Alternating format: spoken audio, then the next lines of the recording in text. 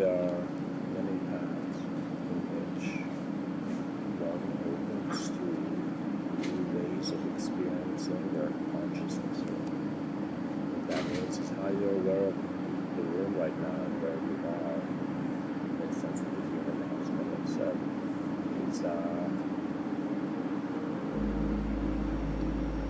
it is complacent with only certain variations in thought that can give it a possibility to fulfill a desire on its subtler plane, but externally not being able to.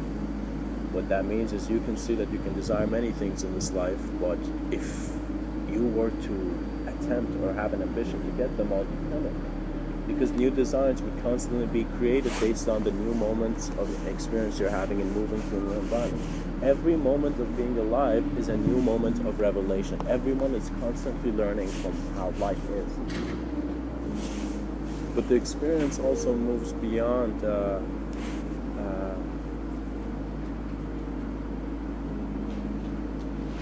beyond the faint display of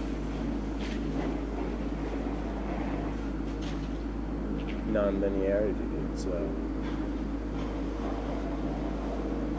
as you first tap into a state of being that is playful without an idea, then you bring in the idea, there will be a very profound experience of your communication. What that means is many people are speaking throughout the day, are communicating, but they are not consciously aware. It's as if we're only acknowledging words. We're not seeing how the words that we're hearing throughout the day are simultaneously present with every other sound. And so it seems our sensory apparatus is receiving in a very abstract manner, suggesting that the reception is not only physical. This abstraction is to a plane of observance, but it depends on how you enter it. So depending on where you dive in the pool will suggest where you're going to land in the sense of consideration of transitory passage into another dimension that we don't have. You see, you must, just like how you go into your friend's house, you must respect their space. So as you have come into a world, you must respect the intelligence of the world. The world is not actually empty. Multidimensionality requires acknowledging life within life. For if you don't, you will go into realities of objectivity. You see, the human platform is not completely objective. There's some beings who, their positioning, in other words, if you were to look at the species is in such a box environment that there is no life. But we are present. We are human beings, biological beings, present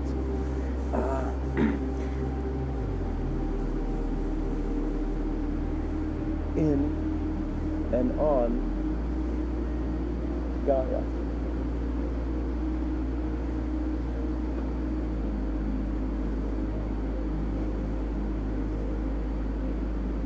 Locality can imprison if you choose to only consider locality. What that means is if you go in a room and you like that room, and let's say you sit on a comfortable couch in that room, and let's say you sit on a comfortable couch in that room with a TV in front of you, you will see it will be very hard for your friend to get you out if you have no intention of stepping out of that room.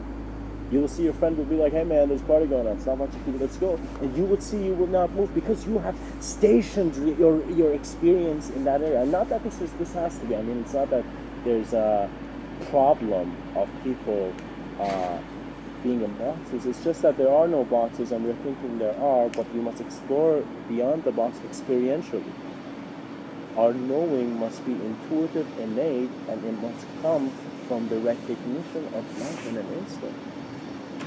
What that means is when great speakers in the past spoke about the importance of community, especially Clarence McKenna, you see that it is very important to build a community and to begin acknowledging through that community, through that greater human communication, a more collective existential observance.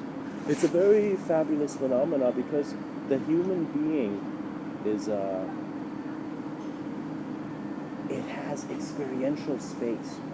What that means is before your death, you have you go through many states of being aware to life, whether you interpret it as suffering or not.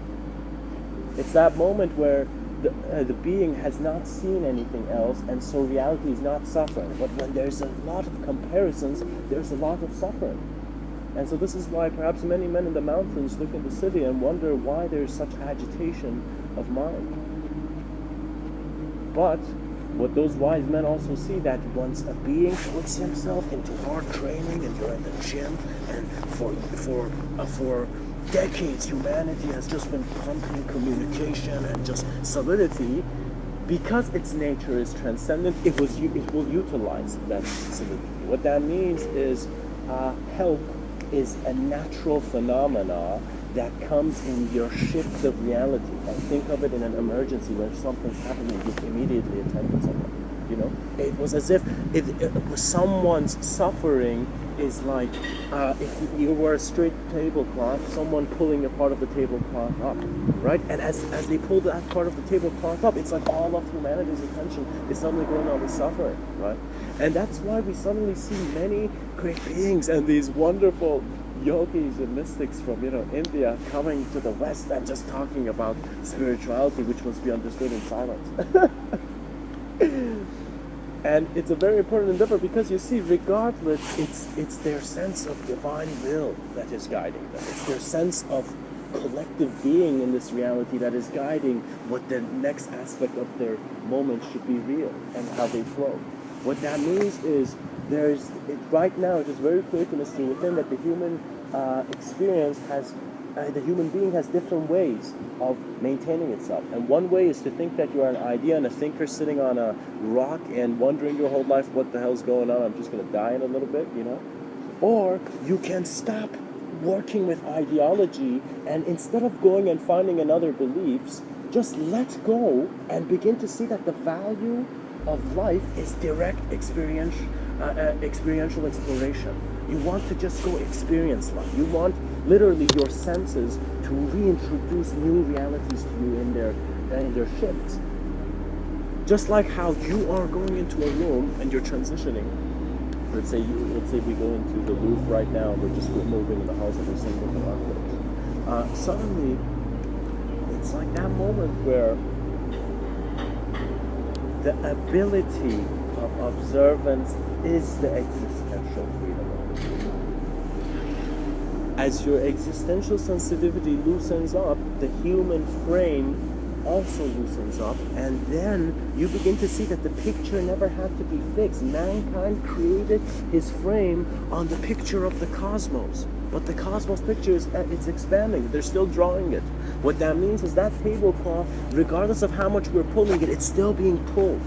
So if you were to take that tablecloth analogy as a view of the universe, as if the universe was being extended, it would be flat. Let's say if people were pulling from all angles this tablecloth, it would straighten up. But at the same time, let's say people weren't just pulling, the tablecloth was being extended like the universe, you would see still a being choosing individuality is gaining consciousness, for it is allowing itself to see that polarity as it transitions. What that means is mindfulness is the most important area of natural mastery that you need to find. And mindfulness means being aware of not just how hard you slam the door, or how hard you close the door, or not closing the door very hard, but to be aware.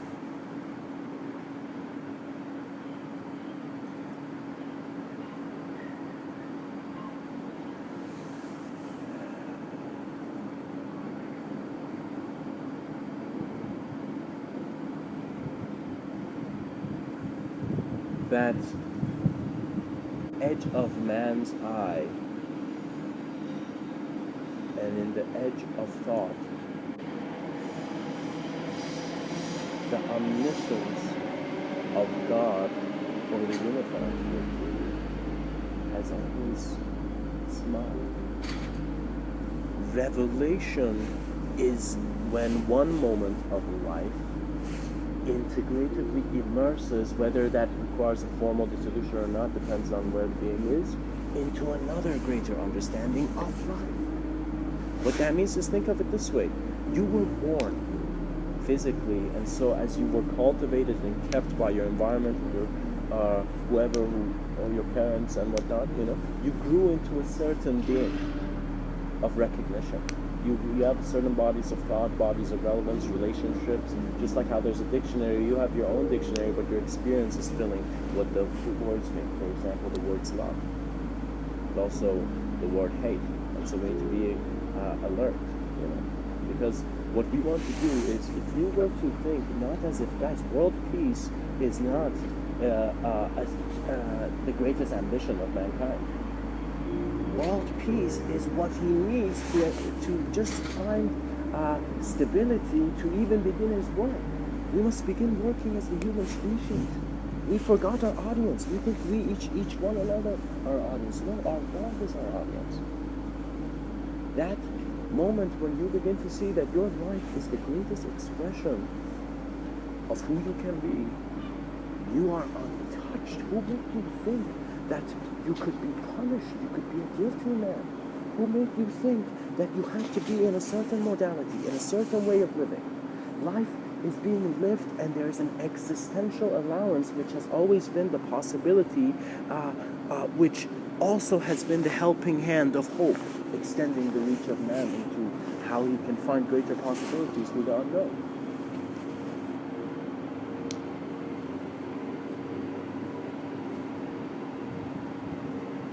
And how I truly see any argument between human beings is just the moving of gears in a machine that is about to transcend its mechanical interpretation in a way where consciousness and its relationship to matter is not through some,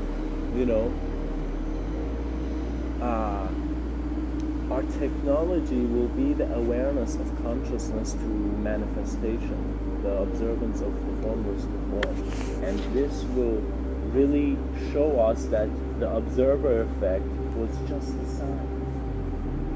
It's just a footprint suggesting where the feet of our future lie.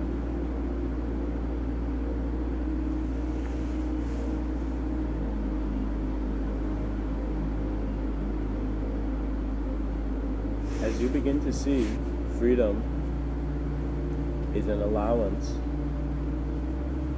of accepting that which you are. A free being never had to question its freedom, and so you may suddenly find that some of the most blissful states of being ones where you never had to think in that way, where you never had to have shoes when your feet were as limitless as the sky. It's pretty long feet.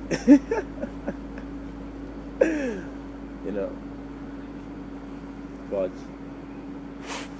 all feats of mankind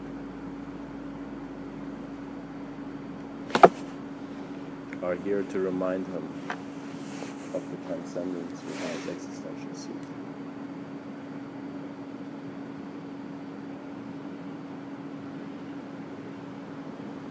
I hope that man remembers man as mankind.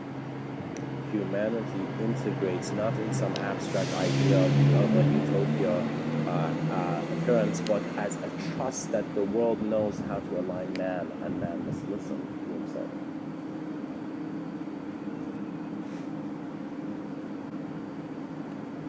For you will find that if you go on just some football field or just any field and just sit on the grass, you will see that when a gentle breeze comes by, it's as if not all the leaves of grass are moving, but some of them are, and they are all doing their own thing. But at the same time, there is the cultivation of a field for greater intelligence.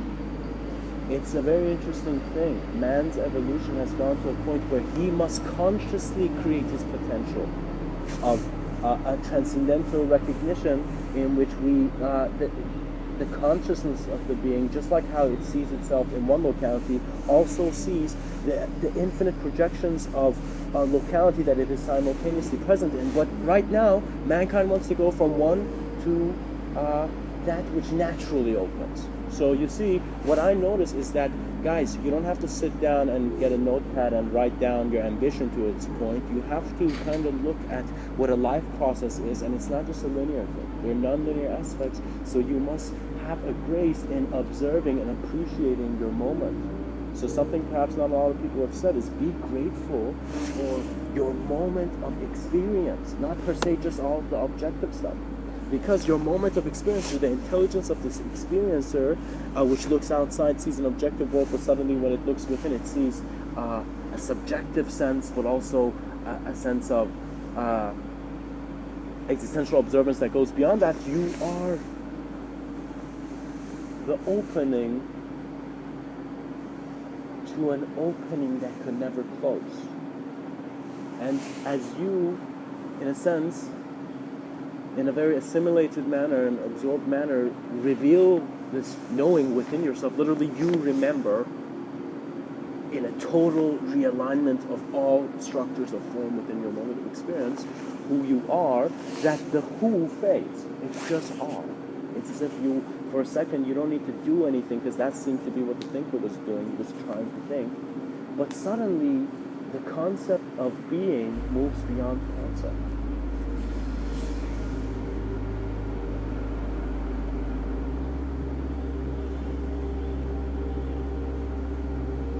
And we perhaps see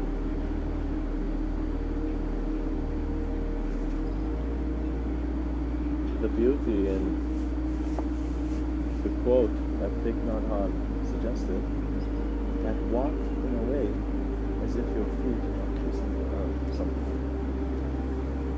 What that means is you are so aware of the life that, not that it has to be relevant to a sense of self or idea, but the life that is here in your experience, that your direct experience is becoming the inspiration of your action, not the sense of a thinker who had to do thoughts. Because thinkers become lazy, that they put action for later.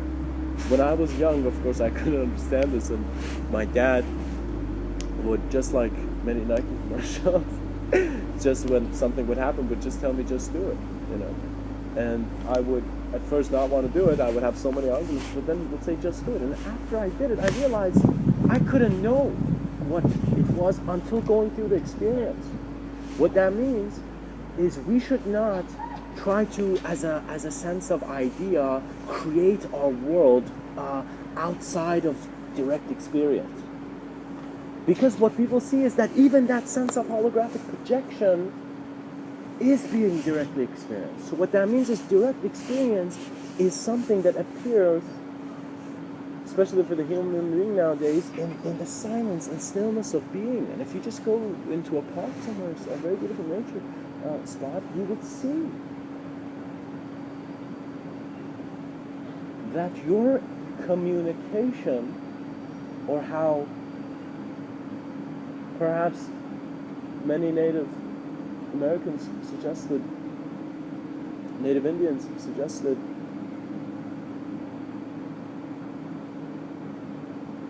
that it was the spirit of nature communicating. You are not talking to things in a linear way of reception, but you are aware of presence, and that is something that's beyond something a personality can recognize. What that means is you actually go into a state of consciousness where it's as if you're entering a room of reality, a way of seeing a reality that doubt cannot enter, because there is no sense of idea. There's just the observance. So what that means is, if you thought you were just you looking at your world, trust me, your world is also looking as the totality of your moment. You see, it is not something to give shape and then try to say the unshaped is not there. Of course, if you give something shape and say that it's shaped, it's not going to be unshaped. You know, of course, if I tell you you're just a ball of just object, of course, you're not going to see that which is beyond it.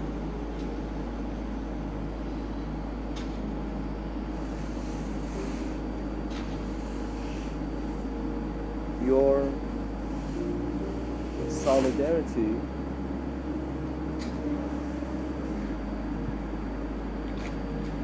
will dissolve through your awareness of your presence within solitude.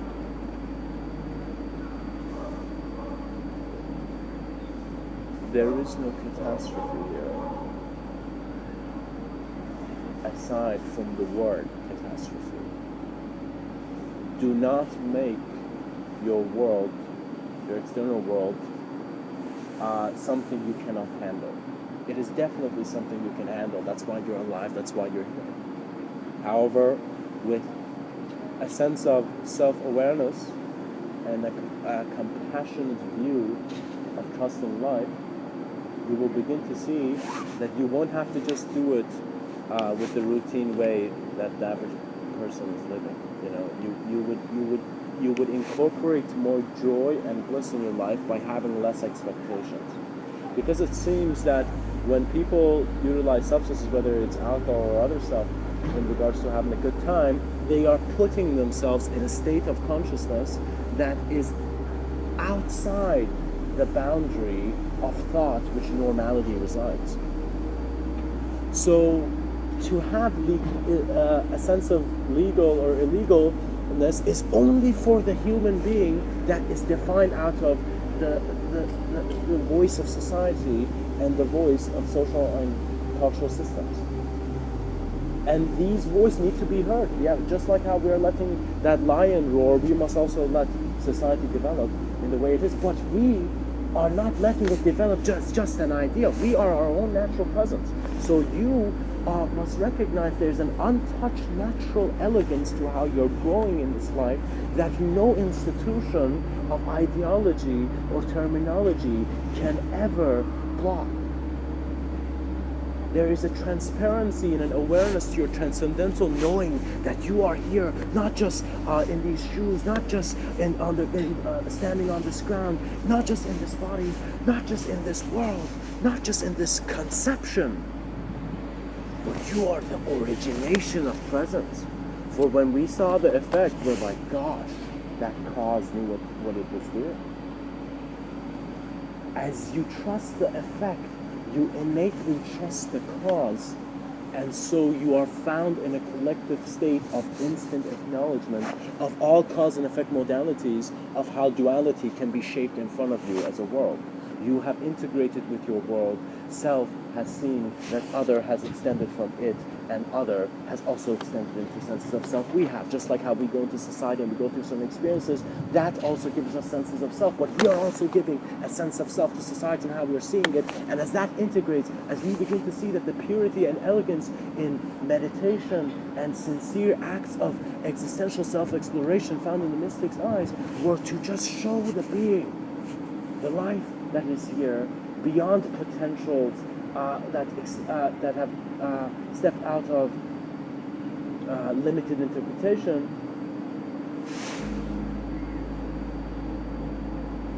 all words of man were pointing to the world of man. And as man remembers that the world of worlds is within, not just an natural orientation will find you that will stabilize everything in your life, but you will become what you are meant to be, as you have always been.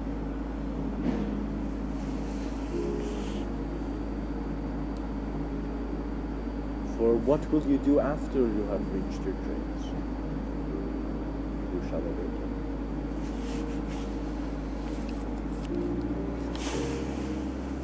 Om Namah Shivaya. Much blessings. Namaste.